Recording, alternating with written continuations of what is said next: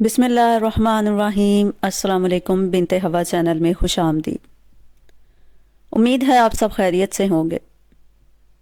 Video کا آغاز کرنے سے پہلے ایک بار درود پاک پڑھ کر حضور نبی کریم خاتم النبیین حضرت محمد صلی اللہ علیہ وآلہ وسلم کی خدمت میں تحفہ ہدیہ نذرانہ پیش کرتے ہیں تاکہ آخرت میں یہ ہمارے لیے ہماری نجات کا سبب بن سکے۔ اللہم صلی علی سیدنا محمد وعلی آل سیدنا محمد وبارک وسلم۔ آج ہم آپ کے ساتھ غار ہرا کے کچھ پراسرار واقعات شیئر کریں گے۔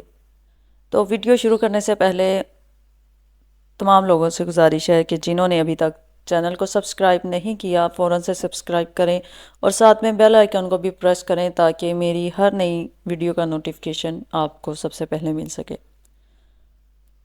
تو شروع کرتے ہیں آج کی ویڈیو۔ مکہ سے 3 میل دور ایک پہاڑی واقعہ ہے جس کو کوہ ہرا کہتے ہیں۔ اس پہاڑی کو اب جبل نور کے نام سے یاد کیا جاتا ہے۔ اس پہاڑی کے دامن میں وہ مشہور غار واقع ہے جو غار ہرا کہلاتی ہے۔ اس چھوٹی سی غار کی لمبائی 12 فٹ اور چوڑائی 2 فٹ کے لگ بھگ ہے۔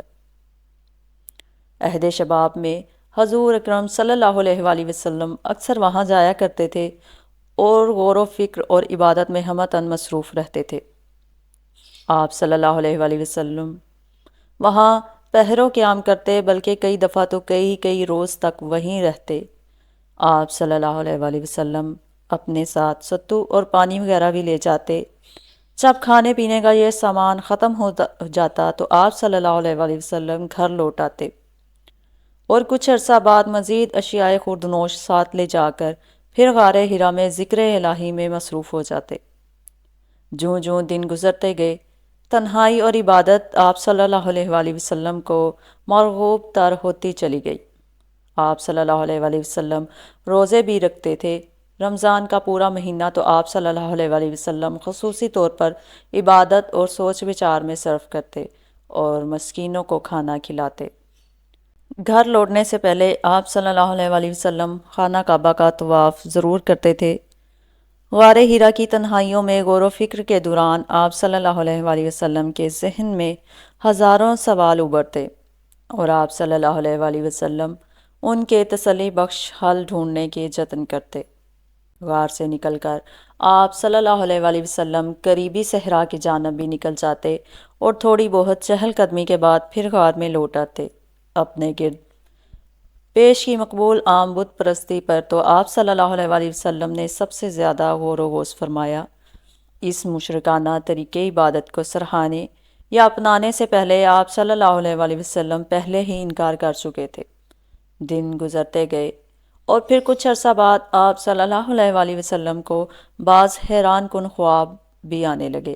یہ خواب ایسے سچے ہوتے تھے کہ آپ صلی اللہ علیہ وآلہ وسلم رات کو ان میں جو کچھ بھی دیکھتے دن کو عین وہی کچھ آپ صلی اللہ علیہ وآلہ وسلم کے گردوں میں پیش میں واقعہ رونما ہو جاتا۔ فرشتے سے پہلی ملاقات۔ اب آپ صلی اللہ علیہ وآلہ وسلم 40 برس کی عمر کو پہنچ چکے تھے۔ 9 ربیع الاول کو واقعہ پیش آتا ہے کہ آپ صلی اللہ علیہ وآلہ وسلم غار ہرا میں حسب معمول عبادت میں مصروف تھے۔ اتنے میں فرشتہ جبریل روح الامین آئے اور کہا، محمد صلی اللہ علیہ وآلہ وسلم بشارت قبول فرمائیے۔ آپ صلی اللہ علیہ وآلہ وسلم اللہ کے رسول ہیں، میں جبرائیل ہوں، خداوند تعالیٰ کی طرف سے بھیجے ہوئے مقدس فرشتے کا یہ آپ صلی اللہ علیہ وآلہ وسلم سے پہلا خطاب تھا۔ اس لیے آپ صلی اللہ علیہ وآلہ وسلم قدرے سہم سے گئے، ہانپتے کانپتے فوراً گھر لوٹے، آتے ہی لیٹ گئے اور پھر حضرت خدیجہ رضی اللہ تعالیٰ عنہ سے کہا، مجھ پر چادر ڈال دو۔ کچھ دیر آرام کے بعد طبیعت ذرا سنبھلی تو آپ صلی اللہ علیہ وآلہ وسلم نے حضرت خدیجہ رضی اللہ تعالیٰ عنہ کو غار والا سارا واقعہ کہہ سنایا۔ پھر آپ صلی اللہ علیہ وآلہ وسلم فرمانے لگے، میں ایسے ایسے واقعات دیکھتا ہوں کہ مجھے اپنی جان کے لالے پڑ گئے ہیں۔ مجھے خدشہ ہے کہ کہیں مجھ پر جنات کا اثر نہ ہو جائے۔ حضرت خدیجہ رضی اللہ تعالیٰ عنہا یہ سن کر پریشان ہوئیں مگر انہوں نے اس کا برملا اظہار نہ کیا۔ انہوں نے آپ صلی اللہ علیہ وآلہ وسلم کو بہت تسلی دی اور کہا، آپ صلی اللہ علیہ وآلہ وسلم کو ڈر کاہے کا ہے؟ آپ صلی اللہ علیہ وآلہ وسلم رشتہ داروں پر شفقت فرماتے ہیں، سچ بولتے ہیں، بیواؤں، یتیموں اور حاجت مندوں کی مدد فرماتے ہیں، مہمان نواز ہیں، مصیبت زدوں کے ہمدرد ہیں۔ اللہ تعالیٰ آپ صلی اللہ علیہ وآلہ وسلم کو کبھی غم زدہ نہیں کرے گا۔ آپ صلی اللہ علیہ وآلہ وسلم پر جنات کا اثر ہرگز نہیں ہوگا۔ نیک سیرت بیوی کی اس پرخلوص دل جوئی سے آپ صلی اللہ علیہ وآلہ وسلم قدر اطمینان ہوئے، مگر اندر ہی اندر حضرت خدیجہ رضی اللہ تعالیٰ عنہ خود بھی بے حد مضطرب ہو گئی تھیں۔ انہیں اپنے اطمینان کی ضرورت بھی محسوس ہو رہی تھی۔ چنانچہ وہ آپ صلی اللہ علیہ وآلہ وسلم کو اپنے چچیرے بھائی اور مکہ کے مشہور دانشور ورقہ بن نوفل کے پاس لے گئیں۔ ورقہ بہت نیک، عالی ظرف، ذہین اور عالم شخص تھا۔ وہ بت پرستی سے بیزار ہو کر عیسائیت قبول کر چکا تھا۔ حضرت خدیجہ رضی اللہ تعالیٰ عنہ کے کہنے پر حضور صلی اللہ علیہ وآلہ وسلم نے حضرت جبرائیل علیہ السلام کے غار حرا میں آنے اور بات کرنے کا سارا ماجرا ورقہ کے ساتھ نے بیان کر دیا۔ ورقہ آپ صلی اللہ علیہ وآلہ وسلم کی باتیں بہت غور سے سنتا رہا، پھر جھٹ بول اٹھا، اس ذات کی قسم جس کے ہاتھ میں میری جان ہے، آپ صلی اللہ علیہ وسلم تو اس امت کے نبی ہیں۔ بے شک آپ صلی اللہ علیہ وآلہ وسلم کے پاس وہی ناموس اکبر آیا ہے جو موسیٰ علیہ السلام کے پاس بھی آیا تھا۔ اب آپ صلی اللہ علیہ وآلہ وسلم کو جھٹلایا جائے گا اور اذیتیں پہنچائی جائیں گی۔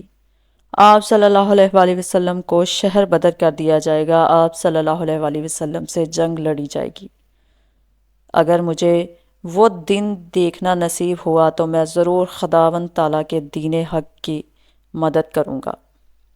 ورقہ نے اپنا سر جھکا کر حضور صلی اللہ علیہ وآلہ وسلم کے سر مبارک کے وسط میں بڑی عقیدت سے بوسہ دیا۔ ورقہ سے ملاقات سے مطمئن ہو کر حضرت محمد صلی اللہ علیہ وآلہ وسلم اور حضرت خدیجہ رضی اللہ تعالیٰ عنہ گھر واپس آ گئے۔ اس واقعے کے چند روز بعد ہی ورقہ کا انتقال ہو گیا۔ وہ بیچارہ بے حد ضعیف ہو چکا تھا اور اس کی بینائی بھی جاتی رہی تھی۔ فرشتے کی دوبارہ آمد۔ قریباً 6 ماہ بعد آپ صلی اللہ علیہ وآلہ وسلم معمول کے مطابق غار حرا میں مصروف عبادت تھے کہ فرشتہ پھر آیا۔ اس دفعہ وہ ہاتھ میں ایک ورق تھامے ہوئے تھا۔ اس نے آپ صلی اللہ علیہ وآلہ وسلم سے کہا، پڑھیے۔ آپ صلی اللہ علیہ وآلہ وسلم نے گھبراہٹ میں جواب دیا، کیا پڑھوں؟ فرشتہ آپ صلی اللہ علیہ وآلہ وسلم سے بغل گیر ہوا اور پھر کہا، پڑھیے۔ آپ صلی اللہ علیہ وآلہ وسلم نے پھر جواب دیا، کیا پڑھوں؟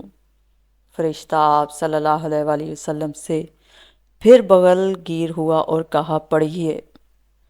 آپ صلی اللہ علیہ وآلہ وسلم پھر فرمایا، کیا پڑھوں؟ اس مقام پر فرشتہ آپ صلی اللہ علیہ وآلہ وسلم سے تیسری بار بغل گیر ہوا اور آپ صلی اللہ علیہ وآلہ وسلم سے ان مبارک آیات کی تلاوت کروائی۔